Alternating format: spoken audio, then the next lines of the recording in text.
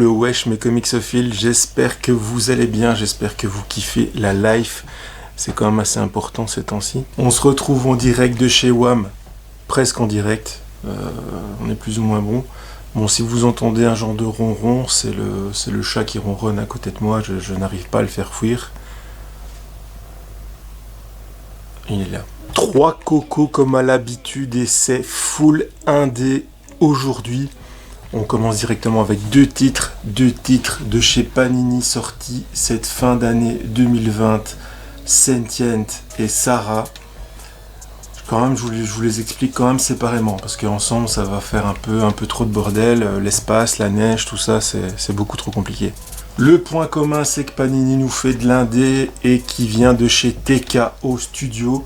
Je présume un petit éditeur comme ça, ainsi américain, hein, je présume. Donc grand format et le prix toujours aussi violent qui te fait toujours décoller tes petits poils. Et comme d'hab, on y va crescendo, donc ça veut dire qu'on va partir du moins bon jusqu'au meilleur. Moins bon, si ça passe dans l'émission, c'est que c'est quand même du bon, quoi. Ça, vous le savez. 3e place sur le podium, et ouais, pour une fois, c'est du Jeff Lemire. Et ouais, ça fait longtemps qu'on n'a pas parlé de Jeff, justement. Jeff Lemire et Gabriel Walta au dessin. Une petite histoire de SF. Un peu le genre de truc où on ne t'entend pas crier dans l'espace.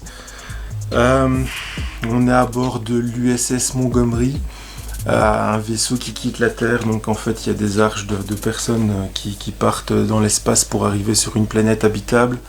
Et là on va suivre des enfants. Donc les enfants ne sont pas tout seuls, enfin pas tout de suite tout seuls dans le vaisseau.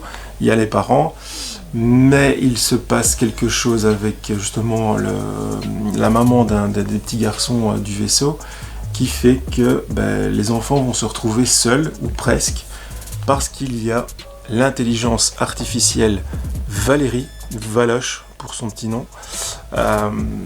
Et cette intelligence justement artificielle va les éduquer, va les élever pendant tout un moment et va surtout les défendre, bien évidemment.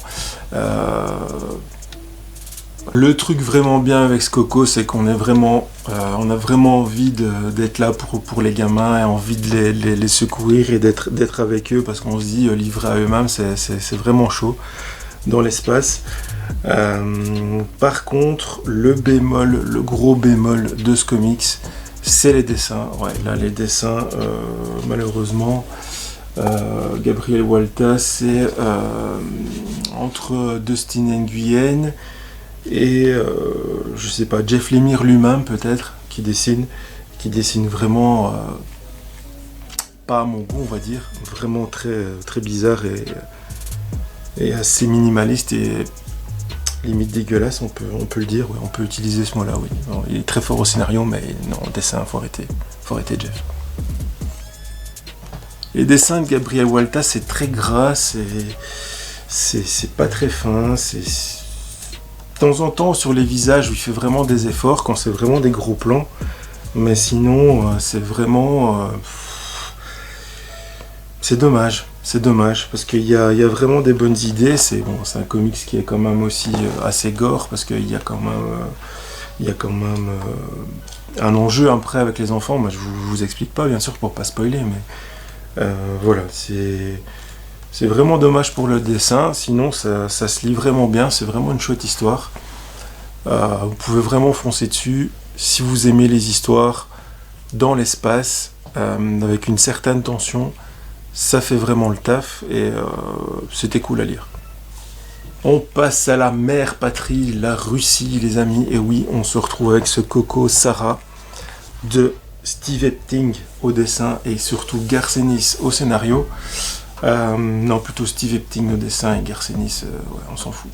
Sarah, ça raconte quoi? C'est l'histoire d'une sniper féminin, je sais pas si on peut dire snipeuse, mais je le dis quand même, et un groupe en fait de snipeuses d'ailleurs russes qui se battent en pleine deuxième guerre mondiale à Leningrad, je pense que ça se passe, mais là ça se passe vraiment dans la forêt, dans la neige. C'est un peu de l'histoire vraie et bien sûr romancée par Garcenis, mais très bien documentée en fait sur ce qui s'est passé à cette époque, dont une femme russe qui a tué plus ou moins 300 nazis en mode sniper justement à cette époque, et c'est tiré un peu de l'histoire justement de cette femme. Voilà, ça c'est pour la partie vraiment historique du récit. Maintenant, voilà, ça fait vraiment bien le taf, ce comics. Pourquoi? Je vous le dis tout de suite. Que ce soit Sentient ou que ce soit Sarah, ce sont des one-shots. Donc déjà, ils peuvent se permettre ce qu'ils veulent dans l'histoire et ce qui se passe dans ce comics. Garcenis, il se fait plaisir, il pose quand même les bases. On a quand même du background parce qu'on a des flashbacks de comment Sarah est devenue vraiment la snipeuse de ouf. Voilà, il y a des gens doués, il y a des gens qui ne le sont pas. Elle l'est à ce qu'elle fait et elle le prouve tout le comics. Voilà, avec son équipe, elle essaie de protéger justement aussi ses copines. C'est vraiment très centré sur sa personne et sur sa pensée parce qu'elle parle pas forcément beaucoup. Elle est vraiment focus sur une certaine vengeance que je vous laisserai découvrir d'ailleurs, et je pense que c'est ça qui la motive vraiment à fond à flinguer du nazi tout le long du comics. Et elle le fait super bien, donc ça, on sent la tension aussi tout le long du comics. À un moment, je la sentais dire « Je vais te briser ». Le gros point fort de ce comics, c'est les dessins de Steve Epting, que j'avais retrouvé bien sûr sur Captain America Winter Soldier. C'est vraiment l'histoire à lire absolument. Si vous devez lire du Captain America, ça m'a choqué cette histoire. Je l'avais retrouvé aussi sur Velvet, et on retrouve vraiment sa patte, c'est vraiment ça. Le style de dessin, franchement, colle super bien avec l'histoire, avec les récits historiques, ça fait un peu franco-belge. Le sang sur la neige, c'est vraiment retranscrit magnifiquement. Franchement, une belle réussite ce Sarah. C'est un one shot, donc vous lisez ça, vous avez fini. Voilà, je vous laisse découvrir. C'est vraiment un super comics à lire. Troisième coco aujourd'hui, et c'est le haut du panier, c'est le numéro 1 du podium pour aujourd'hui. Undiscovered Country. Le retour de Scott Snyder dans une émission du TWIP. Et oui, il l'a fait. Il est revenu, mais il n'est pas tout seul, il est avec Charles Soule et avec surtout Giuseppe Camuncoli au dessin. Ça parle de quoi? Pichounet. Ça fait plus de 30 ans que les États-Unis sont coupés du reste du monde. Oui, ils sont carrément tout seuls dans leur coin. Ce comics d'ailleurs, je pense que c'est le deuxième mandat de Trump. Mais bon, il l'a pas fait quoi. Ça part sur un virus qui s'appelle l'Azur et qui est en train de tuer toute la population mondiale, 80% quand même de létalité pour le virus, donc c'est un petit peu autre chose, quoi, tu vois, c'est le step-up. Et depuis 30 ans, on ne sait pas ce qui se passe aux États-Unis, tout est bloqué, tout a été complètement muré de l'intérieur. Et donc il y a une petite série, une bande de personnes qui a été triée sur le volet, ils sont 6, on suit quand même 6 personnes. Et ces 6 personnes ont été invitées par un message qui a été soi-disant authentifié. Et ils vont se déplacer jusque en Amérique. C'est là que les embrouilles, bien sûr, vont commencer. Ils se font shooter, l'hélicoptère se fait shooter. Ils atterrissent en urgence, en plein milieu de nulle part. Ils doivent rencontrer quelqu'un. Et là, ça commence vraiment à devenir un petit peu du Mad Max sauce fantasy. Avec des gens qui sont sur des larves géantes et genre de crevettes ou je sais pas quoi, ça part vraiment dans un délire de malade, hein, un gros délire de Scampi là. Le but de ce voyage, c'est bien évidemment de trouver un remède justement à ce virus, à l'Azur.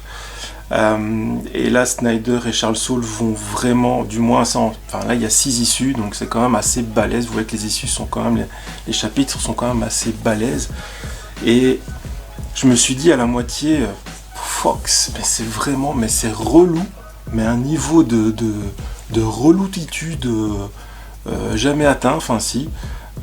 Et après je me suis dit, ouais mais en fait il creuse bien les personnages, on a des flashbacks sur tout le monde, il y a beaucoup de personnages, c'est ça qui fait aussi. On n'a pas encore vraiment le temps de s'attacher à tout le monde. Il y a un frère, une sœur, bon, il y a tous les clichés, hein. Il y a un black, il y a un chinois, voilà, il y a vraiment tout le monde. C'est United Colors of Bande de Cons.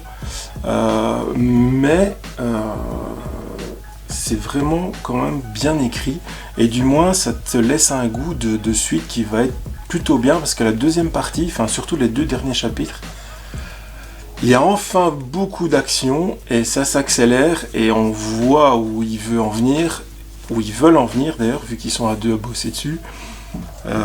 C'est franchement bien foutu, ça pose des questions sur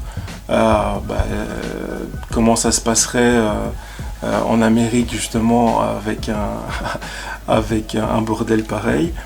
Le grand méchant de l'histoire, c'est le maître de la destinée. Il y a toute une quête, en fait, une spirale sur la carte des États-Unis, un endroit vraiment secret à atteindre. C'est pas du Dora l'exploratrice, mais voilà quoi, ça va lorgner sur ces terres. Dessin de Giuseppe Camuncoli, je vous en ai pas parlé, mais c'est du très lourd comme à l'habitude. Bon, le gars est passé sur Spider-Man, moi je le kiffe. Camuncoli m'avait fait un petit supérieur Spider-Man ici aussi. Merci à lui. Salut Giuseppe. Le gars franchement fait toujours du sale par rapport à ses dessins. Bon, de temps en temps il se laisse un peu aller, c'est pas non plus hyper chaud. Le chat qui veut se prendre le pied et la caméra sur la tête. Le chat qui ronronne pour les amoureux des chats. Si vous kiffez les trucs apocalypto-politico sérieux et en même temps pas forcément, vu que ça part des fois un petit peu loin dans le délire, mais bon, on en saura peut-être plus tard.